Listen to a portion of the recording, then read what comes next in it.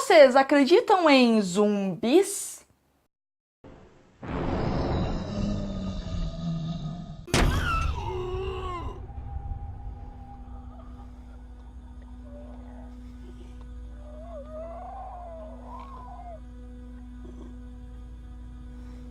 Pois é, zumbis são personagens muito utilizados em jogos de videogame, filmes de apocalipse e até mesmo em alguns livros.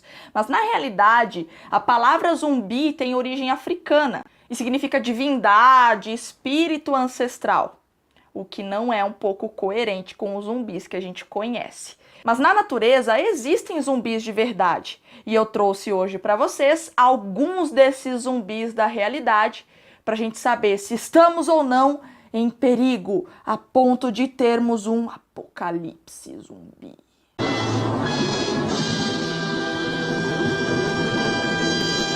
O primeiro exemplo de zumbis da realidade que eu trago para vocês é de uma lagarta que é zumbizada pelas larvas de uma vespa. Basicamente, a vespa introduz seus ovos no interior da lagarta.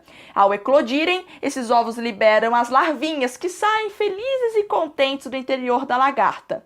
Nas proximidades, essas larvinhas vão se tornar pupas. Acredita-se, porém, que algumas dessas larvas permanecem no interior da lagarta e controlam o comportamento dela. A lagarta, de fato, começa a apresentar um comportamento bizarro. Ela começa a agir como uma guarda-costa das pupas, uma coisa completamente incoerente de um animal que foi usado ali como incubadora de vespa.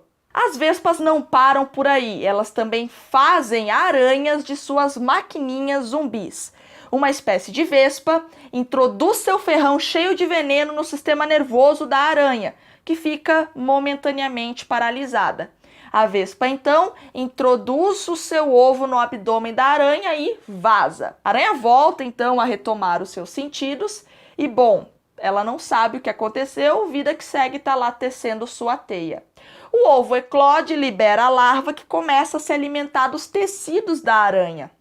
Acreditam os cientistas que, ao se alimentar dos tecidos da aranha, essa larvinha de vespa começa a liberar algumas substâncias químicas que viajam até o sistema nervoso da aranha.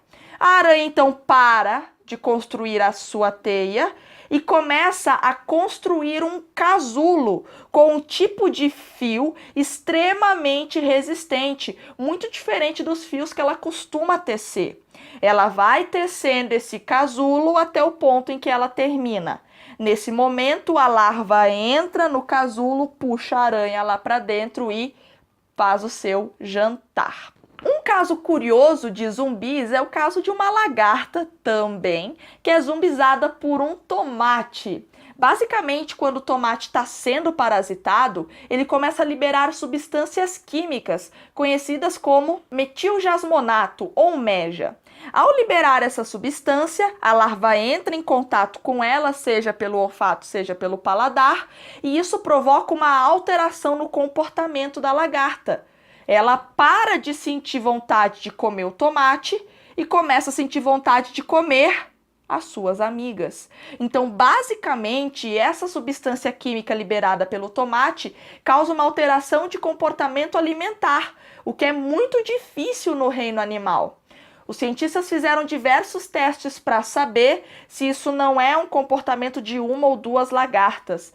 Todas as lagartas que foram expostas à substância química liberada pelo tomate começaram a comer umas às outras. E o caso mais famoso de zumbis da natureza são as formigas, que são zumbizadas aí por um fungo chamado de Ophiocordyceps, ou Cordyceps para os mais íntimos.